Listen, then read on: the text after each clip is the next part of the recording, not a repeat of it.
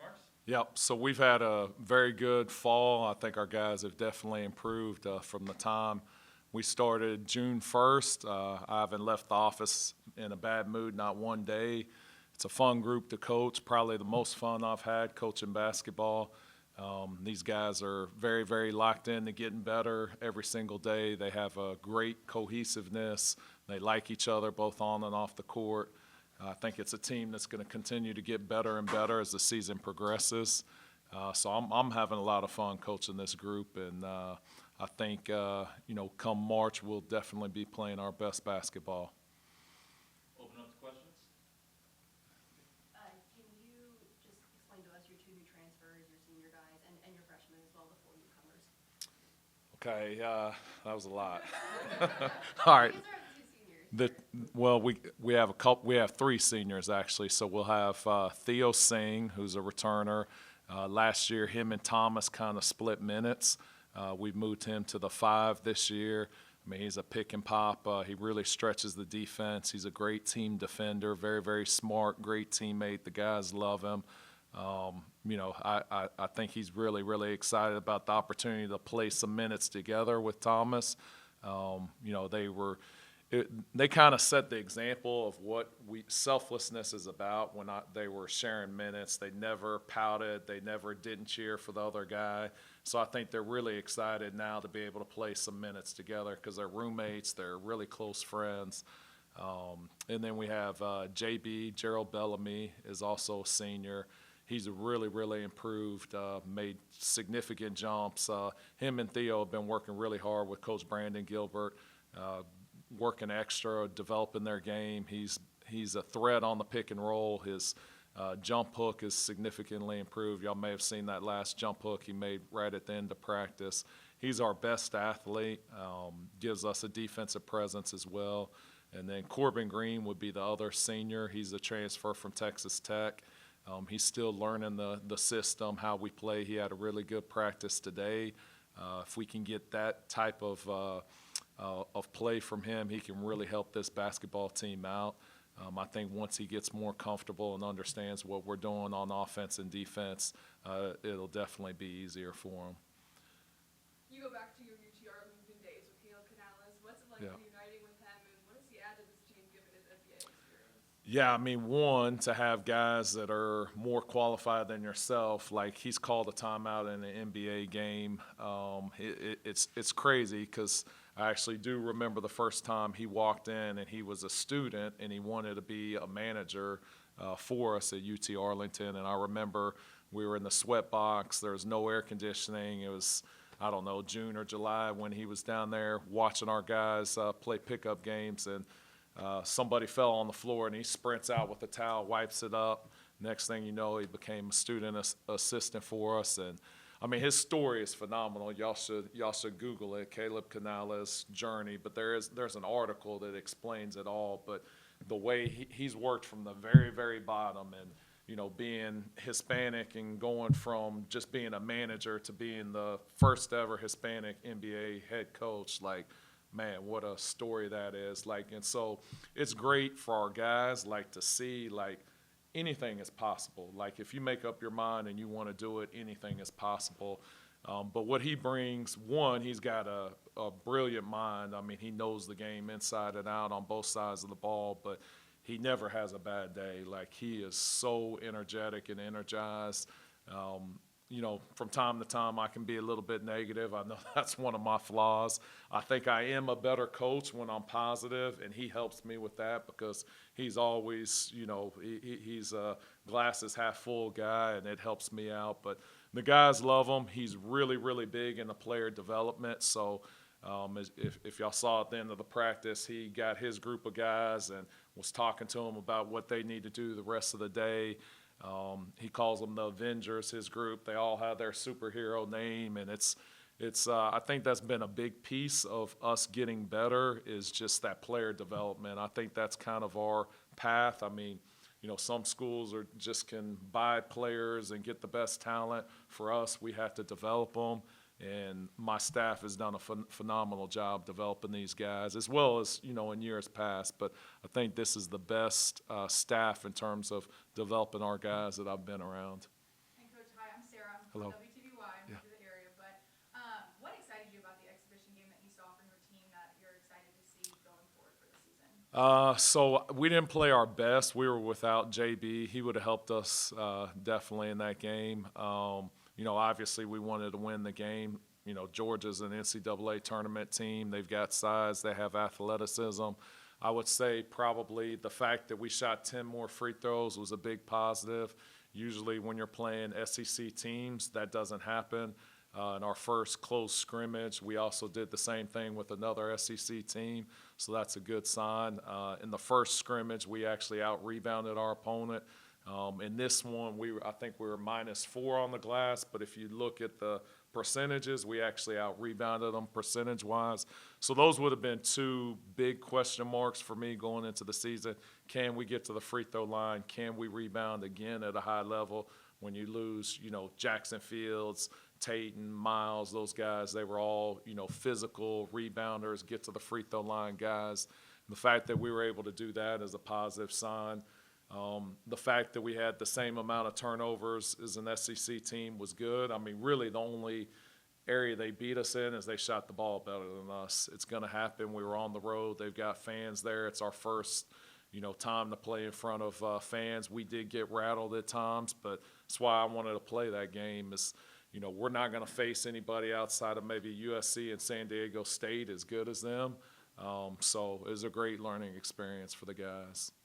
How important is it to have those guys that were on the Sun Belt Championship team that played in an NCAA tournament back this season for you? Yeah, extremely important. They know what to expect. They know what we're about. They can communicate it to our new guys and kind of set the bar. This is what we do. This is what we're about. And again, it kind of goes back to the player development. These guys, it's like routine for them. And so now these new guys come in, and then it's like a snowball. And so I think for us, that's what we have to do to, continue to play at a high level. We got to get better every day. That has to be our mentality. If we do that for the next 100 days, then we'll have a chance at a championship. Coach, Yes, sir. talk about what you expect of Thomas Dowd this year? I mean, golly, he's amazing. What he brings, you can't really teach. Like his toughness, his motor, it's as high as I've ever seen. We are very, very fortunate to have him back. Just being honest, he's a guy that could play anywhere in the country. I'm sure Georgia looks at that tape and they're like, man, I wish we had a guy that played as hard as him. There were two plays in that game. I don't know if y'all saw the game or not, but there was one, he grabbed offensive rebound, fought for it, missed it, grabbed another offensive rebound, finished it.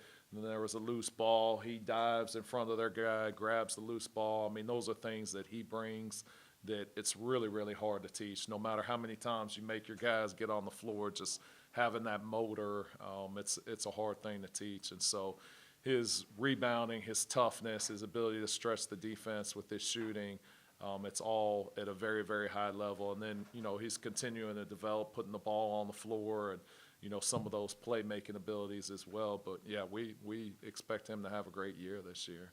Coach, digging on Thomas Dowd, could you kind of talk about how he's maybe stepped into a leadership role in the house, especially when you lose some of the guys during last year? Yeah, I'm sure the guys all the time probably say that Thomas Dowd is my favorite, which no doubt he is. And anybody that plays that hard, and you don't have to tell him twice. Like if you say, Thomas, put your hands up, the next time he's going to put his hands up. And he just sets the bar extremely high for the guys. And so first, leading by example. If you want to be a leader, then you better lead by example first. Then you can use your voice. But he does a great job, like taking accountability and ownership when he's not having his best days. Like he'll tell the guys, okay, I got to be better in this area. And if you don't recognize those days when you have to be better, you're never going to get better. And so he has that ability to say, okay, yeah, I didn't do this great. I have to get better at that. And so the way he communicates that with the team, I mean, I think all the guys respect him a ton as a leader. And it's one, the example, and then it's two, the accountability and the ownership that he takes of doing the things the right way every day. How did you find the Campbell brothers? What's their story of how they ended up in Troy? Yes, so Scott Campbell, who's on our staff now, I was at a game in Atlanta at the Lake Point, and I was sitting down, I was watching a kid, Caleb Harrison, I think he's at Sanford now. He was on this team out of Birmingham.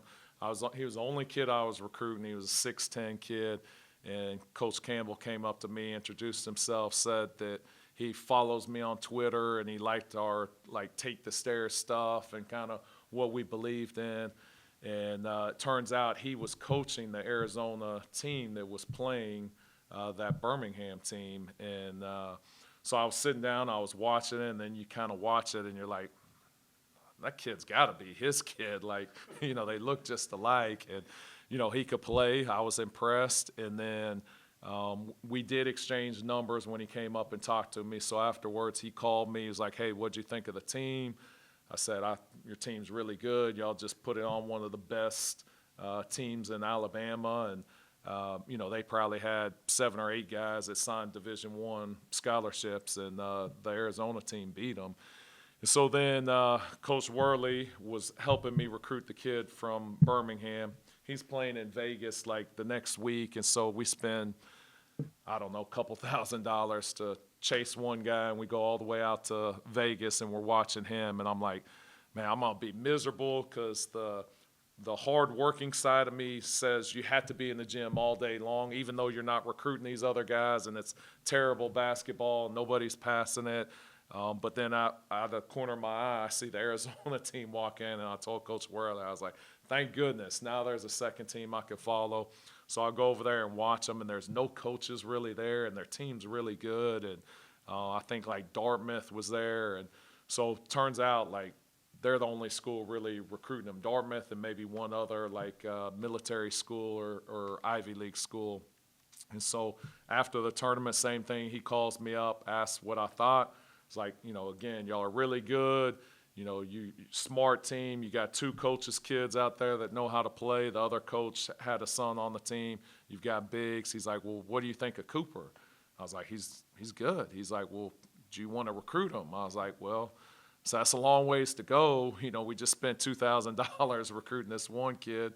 He's like, Coach, he's like, just recruit him. He's like, we already, believe in the way you coach and the way your program is about. And so we ended up offering him. We ended up bringing him in 3 weeks later. And then on that Sunday, we're going down to breakfast. He commits. And during that visit, we find out he has a brother that also plays. And so we didn't need another guard at that point. But then I'm watching his video, and I'm like, he's a clone of his brother. And if we just thought his brother was good enough, why would we not take him? So I talked it over with Coach Young on our staff, and he's like, you got to go with your gut. And so I ended up offering him, and it was the same exact story. Comes down 2 weeks later on Sunday before breakfast, he commits, and and then next thing you know, I hired his dad. So here we are. We got 3 Red Mambas on our team now. Anything else? Just your motto this season, I saw the take the stairs on the back of the shirts. What should people know about this team? What type of team can we expect to watch this season? Yeah, I think this team's a very, very skilled team.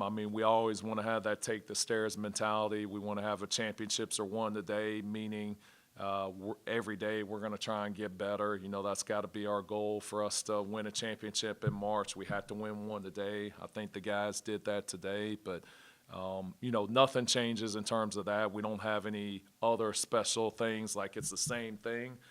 Nothing's changed from last year. We had to get better every single day. We had to do the little things. We had to be tougher than the opponent.